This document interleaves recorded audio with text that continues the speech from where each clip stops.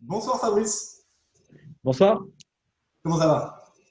pleine forme à la maison, au chaud, en sécurité et en respect des consignes.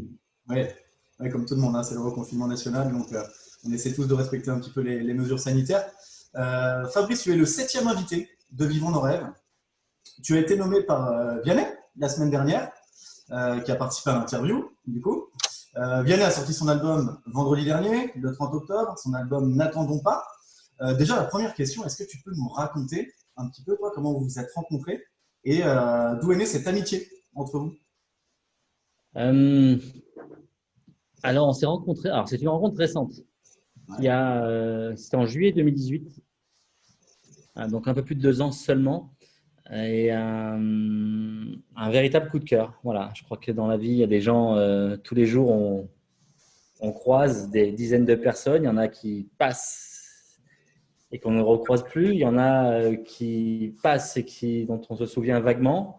ouais. Et puis, il y en a qui passent et qui restent parce qu'ils vous marquent et qui sont à part. Et Vianney est un homme à part, est un garçon unique, vraiment, vraiment. Du coup, de cette amitié est née une équipe magique de double.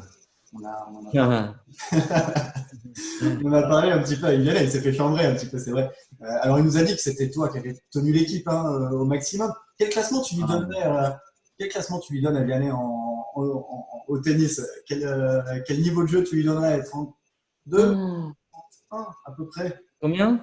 32, 31? Ouais, 31, 30. Il Ah ouais? progresse, hein, il a progressé. Ah Là, oui? il commence à avoir un peu plus de régularité. Au début, il était un peu fougueux, donc c'était un peu brouillon. Ouais. Il a tellement d'énergie. Le Voilà. Il aime tellement ce sport qu'il avait envie de bouffer la balle en permanence. Ouais. Au tennis, à un moment donné, pour être un peu précis, il faut se poser, notamment au niveau des jambes, au niveau du bas du corps, avoir un peu plus d'ancrage. Et c'est cool parce il a pris quelques leçons qui lui ont fait le plus grand bien. Je crois que son prof a fait un bon boulot. Ouais. Moi, j'arrive un peu en complément de temps en temps, le week-end. Ouais. Et donc, je peux voir les progrès. Et là, ici, voilà, il va falloir s'attaquer au côté revers. Ouais, qui est un peu plus compliqué. Voilà, il est bosseur et franchement, il va progresser, c'est sûr. Tu sais qu'il a pris sa licence de tennis cette année, ça y est. Mais je crois qu'il a pris cette licence, il a pris sa licence dans ton club. Tu lui avais genre proposé C'est ça. de se licencier dans ton club et il l'a fait dans la foulée. Fabrice, on va parler un petit peu de toi maintenant. Tu es notre nouvel invité.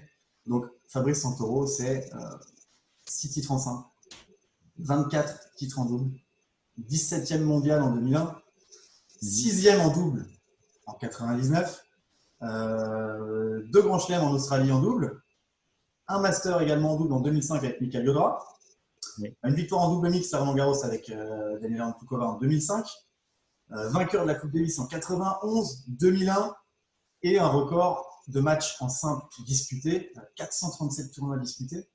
Quels sont pour toi tes trois plus beaux souvenirs dans ce parcours professionnel? Si tu avais trois souvenirs à nous citer. Euh, je dirais qu'individuellement, c'est certainement la victoire à Roland Garros face à Marat Safin en 2001. Ouais. Marat, on avait une longue histoire ensemble, Mhm. une rivalité, et même si en termes de classement ou de palmarès, il était bien supérieur, à chaque fois qu'on s'affrontait, c'était un match à part.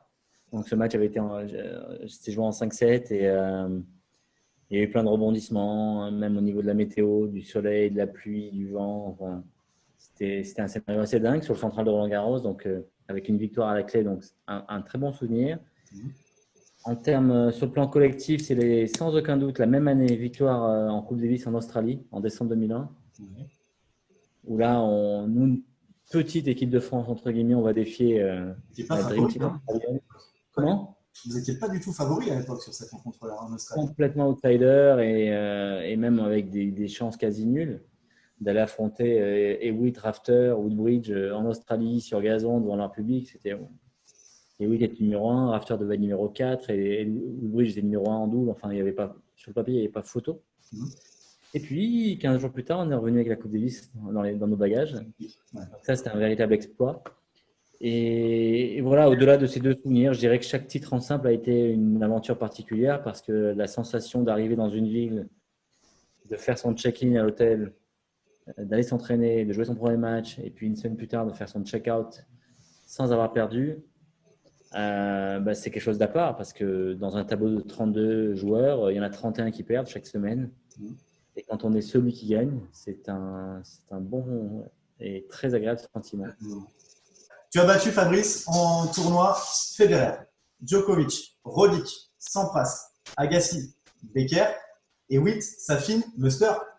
C'est incroyable. Qui est pour toi, selon toi, le meilleur joueur de l'histoire du tennis? C'est une question qui est toujours délicate, pas facile d'y répondre. Alors déjà, j'ai eu la chance de tous les affronter, tous les numéros 1 quasiment. Et donc, c'était déjà un privilège de pouvoir rentrer face à eux et de pouvoir les défier avec mes qualités qui étaient souvent différentes des leurs. C'est vrai que souvent, ça leur a posé des problèmes et d'où ces nombreuses victoires face aux numéros 1 mondiaux. Je crois que sur les 23 ou 24 numéros 1 d'histoire du jeu, j'en ai battu 19. Donc, ça, c'est peut-être la stat dont je suis le plus fier. Je trouve que voir jouer Federer, c'est aller au théâtre, quoi. C'est un spectacle, d'une rare élégance. C'est à la fois un spectacle sportif et un spectacle de danse. Tellement sur le plan de la gestuelle, sur le plan du mouvement, c'est quelque chose qui est très beau à voir et très, très élégant. Une classe monumentale, c'est sûr. Comment? Federer, quand on le voit jouer, c'est une classe monumentale. On a l'impression que le cheveu Ouais. pas, tout est posé, Voilà. tout est magnifique. C'est un récit. On a l'impression que le tennis est facile. Quand on voit jouer Roger, qui est toujours extrêmement équilibré entre le bas et le haut du corps, il y a une dissociation justement entre le haut et le bas, il a toujours le buste droit. Je défie quiconque d'aller voir une photo de Roger moche pendant le temps. C'est toujours belle. J'ai l'impression qu'il pose à chaque fois, même en bout de course, il pose. Donc c'est assez étonnant. Après, Rafa a été catalogué pendant de nombreuses années comme le taureau, le bourrin entre guillemets hyper puissant, etc. Alors que il a de la puissance, mais c'est tout sauf un bourrin. C'est le mec sur le plan tactique, c'est certainement le joueur qui joue le plus juste. Il joue plus juste que n'importe quel autre joueur. Il a une main qui est peut-être la meilleure du monde. C'est incroyable cette longévité du Big Three, hein, comme on l'appelle parfois. Ça fait des années. On parlera de la nouvelle génération. On en parle souvent. On a les Zverev, on a les teams qui arrivent. Toi, tu as été donc du coup le coach notamment de Richard Gasquet, Pierre Garbert, Milos Raonic. Quelle est selon toi la marge de progression qu'ont encore ces joueurs? Là, ces trois joueurs que je viens de citer, Richard, Pierre-Hugues et puis Milos. Alors, d'abord, je vais parler de Pierre-Hugues parce que je ne peux pas comparer Pierre-Hugues avec les deux autres. Pierre-Hugues, lorsqu'il est venu me voir et qu'il m'a demandé d'entraîner, il m'a dit, et qu'on a dit OK, Banco, on y va. Il m'a laissé carte blanche. Il m'a dit voilà, j'ai confiance en toi, fais ce que tu veux. Je suis prêt à faire tout ce que tu me dis de faire pour progresser. Voilà, tu veux qu'on travaille le matin à 7 heures, faire du panier, tu veux faire des matchs, si tu veux faire de la volée, tu veux faire on fait ce que tu veux, j'ai confiance en toi. Et ça, pour un entraîneur, c'est génial. C'est génial parce que j'avais vraiment carte blanche et j'ai pu me faire un plan de bataille pour eh bien, le faire progresser étape par étape, mettre les briques les unes après les autres pour en faire, je pense, un bien meilleur joueur qui est passé de la 110, 115e mondiale à la 36e. Donc avec Pierre-Hugues, il y a eu vraiment un parcours d'entraîneur auprès d'un joueur. Ensuite, Milos et Richard, c'est différent parce que je les ai déjà pris alors qu'ils avaient été extrêmement bons. Milos avait déjà été 3e. Richard avait déjà été 7e. Ce sont des joueurs qui avaient déjà une grande expérience et qui n'étaient pas très malléables. Donc ça, pour un entraîneur, prendre un joueur qui n'est pas très malléable, c'est beaucoup plus délicat et beaucoup moins fun, entre guillemets. Qu'est-ce que tu as pensé, Fabrice, de l'édition de Roland Garros de cette année? Et qu'est-ce que tu penses en règle générale du niveau de jeu actuel du tennis français? Donc sur Roland-Garros, ça a eu lieu avec 1000 personnes dans le stade seulement, mais j'ai vu de très bons matchs. J'ai vu vraiment des joueurs qui étaient aussi motivés que s'il y avait eu 15 000 personnes sur le central. J'ai vu un vainqueur qui a écrasé la concurrence pendant 2 semaines. Cette édition, c'était incroyable. Rafael Nadal sur cette édition de Roland-Garros, on ne l'a jamais vu dominer autant un tournoi du Grand Chelem, autant Roland-Garros. Il a fait un parcours Ouais, incroyable. d'autant plus qu'il est arrivé avec un nouveau court, avec un toit, avec des nouvelles balles, un terrain humide, des conditions qui a priori ne lui étaient pas favorables. Mais comme Rafa, de par toutes ses qualités, a une faculté d'adaptation qui est colossale. Avec quelques séances d'entraînement, quelques réglages avec son staff, il avait réussi à trouver des solutions, à adapter son jeu. Côté français, les fans de tennis vont se rendre compte qu'on a quand même vécu une décennie avec de bons joueurs. Ouais. Avec mon fils Songa, Gasquet et Simon qui ont fait partie de l'élite. Alors, pas des joueurs hors norme. Oui, mais Voilà, pas des joueurs hors norme, mais ils ont quand même fait partie de l'élite. Et si ces 4 joueurs n'ont pas réussi à un moment donné, ou si un ou deux de ces 4 joueurs n'a pas réussi à accrocher un titre majeur, c'est tout simplement à cause des 3-4 joueurs hors norme. On peut inclure un Di Murray, bien évidemment. Là, on a une nouvelle génération qui est moins forte, clairement, qui a moins de potentiel, mais qui aura la chance de ne pas se mesurer à Federer, Nadal, Djokovic, Murray. moi, Fabrice, je voulais te parler. J'ai un souvenir qui me vient en tête et j'ai commencé véritablement le tennis grâce à ça. C'était 1991. C'était cette victoire de l'équipe de France en Coupe Davis avec cette balle de match de Guy Forget que tout le monde a vu. Et à mon sens, pour moi, hein, en tant que joueur amateur, c'est peut-être l'un des plus beaux moments du sport français avec la victoire des footballeurs en Coupe du Monde. Mais j'ai trouvé que c'était magnifique. Et je me dis que finalement, ce moment-là, il aurait pu ne jamais exister si en quart de finale, on n'avait pas eu un joueur de 18 ans qui est arrivé sur le terrain, jouer un match décisif, un 5e match, lancé par Yannick Noah, et que tout ça, ça aurait jamais pu exister. Alors, qu'est-ce qui se passe dans la tête d'un jeune de 18 ans quand on est lancé comme ça en quart de finale sur un match aussi important? À quoi t'as pensé, toi? Ça peut aussi être intéressant pour tous nos jeunes qui nous regardent et qui nous suivent, qui se disent des fois, bah, c'est compliqué. Donc, qu'est-ce que toi, tu as ressenti là-dessus? À l'époque, moi, je trouvais ça entre guillemets normal parce que j'avais déjà gagné des matchs importants c'était au mois de mai. Je crois que cette année-là, j'avais battu Agassi et Sampras, donc j'avais déjà obtenu de bons résultats. Ouais. Mais c'était quand même ma première sélection en équipe de France. Et puis j'ai senti quand même tout le poids d'un pays. Parce que je suis rentré sur le terrain le dimanche, à deux partout, il fallait que je qualifie, du haut de mes 18 ans, il fallait que je qualifie l'équipe de France. C'est ça. Sinon, notre parcours s'arrêtait. Les arènes de Nîmes étaient archi-condes. J'avais à la fois un petit peu l'inconscience de la jeunesse et quand même la conscience qu'il fallait pas que je me rate, quoi. Parce que lorsqu'on est gamin, c'est un match qui à la fois peut être un tremplin ou un match dont on a du mal à se remettre en cas d'échec. Ouais. Donc voilà, contre Wally Mature à l'époque. Wally Mature de ce jour-là en 4-7.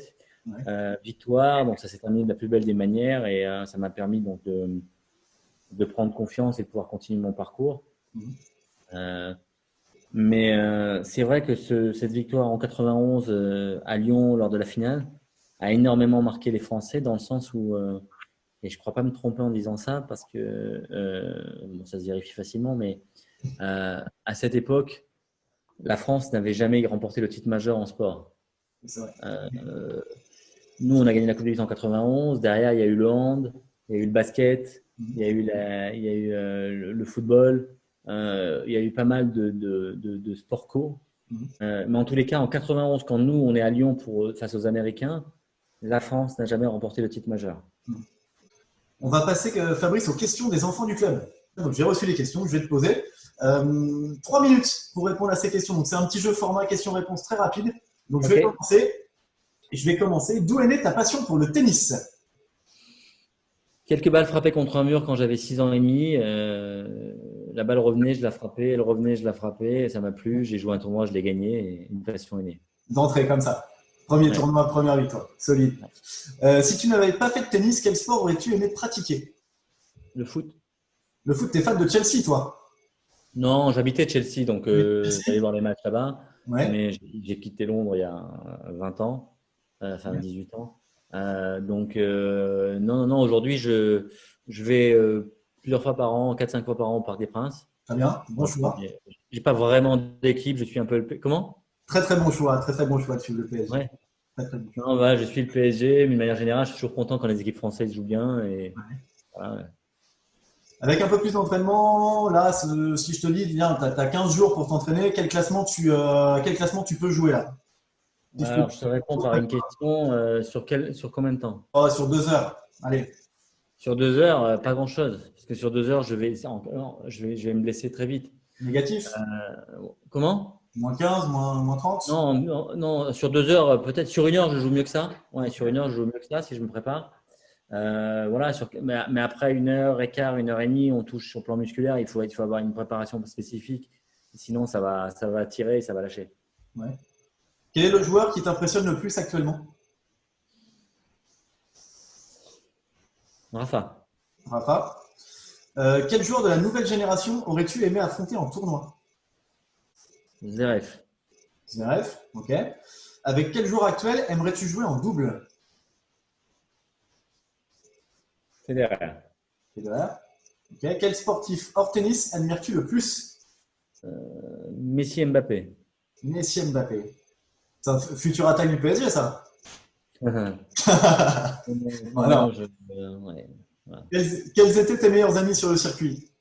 Je dirais que je m'entendais bien avec, alors je dirais Arnaud Butch, Guy Forget pour les Français, Hicham Arazi, Tim Henman, euh, Sergei Stakowski, Jürgen Melzer, voilà, Andy Murray, j'ai toujours bien aimé. Roger, bien évidemment, Yves Allegro, enfin voilà, il y a toute une liste. Ton livre et ta musique préférée, Fabrice? Alors la musique, on a vu l'album de Vianney tout à l'heure, mais est-ce qu'il y a un autre, voilà, un artiste? C'est une pépite. Euh, non, mais voilà, moi j'écoute beaucoup je suis très chanson de variété française, Ouais. donc j'aime beaucoup l'album de Vianney, bien sûr. Et puis après, je peux écouter du Goldman pendant des heures, ou du Cabrel, ou du Encore Malade, ou plein d'autres chanteurs français. Je dirais que le bouquin les bouquins qui m'ont vraiment inspiré, qui m'ont fait du bien pour mon épanouissement, c'est L'athlète intérieur Mhm. Ok. ou Le chemin le moins fréquenté. Voilà. Deux bouquins que je recommande. D'accord. Ok. Ton grand chelem préféré hors Roland Garros? Celle d'Australie. Australie. Ok. Celui où Mais il y a. bon, à égalité avec Wimbledon. Hein. Ouais. Ben, en gros, j'aime pas l'US Open. Quoi. D'accord. Ok. Celui où il y a, selon toi, la meilleure ambiance? Voilà, L'Open d'Australie. Australie. Ouais, c'est très Ah, festif. On est en plein, c'est l'été australien. ouais. Pas US Open, du coup. Non, non, non, mais c'est l'été australien. Ils sont favorisés dans le sens où c'est les grandes vacances là-bas. Les, Ouais. les- les enfants ne vont pas à l'école, beaucoup de gens sont en vacances, ils viennent en famille, il fait 30, 35, 40 degrés. C'est Ça peut le faire. propice au spectacle. Quoi. Ouais. Plutôt paddle ou beach tennis? Dernière question, les enfants. Paddle, dans le sens où bon, j'ai joué 4-5 fois au paddle et jamais au beach tennis. D'accord. Ok. On essaiera le paddle. Le paddle, c'est pas mal. Le beach tennis, c'est bien aussi. Hein. Mais bon, nous, on est dans la Sarthe, donc on est un peu loin de la mer. Donc c'est vrai que c'est compliqué de jouer au beach tennis. Dans notre région, c'est un peu plus compliqué. On va passer, Fabrice, au défi. Alors, juste pour te resituer le truc, donc j'ai fait une interview avec Alizé Cornet, avec Caroline Garcia. On a fait plus de 50 000 vues sur ces interviews-là. Donc on rencontrera Alizé et Caroline au prochain Roland Garros si les conditions sanitaires le permettent pour faire une petite dédicace avec les jeunes de notre club lors de la journée des enfants.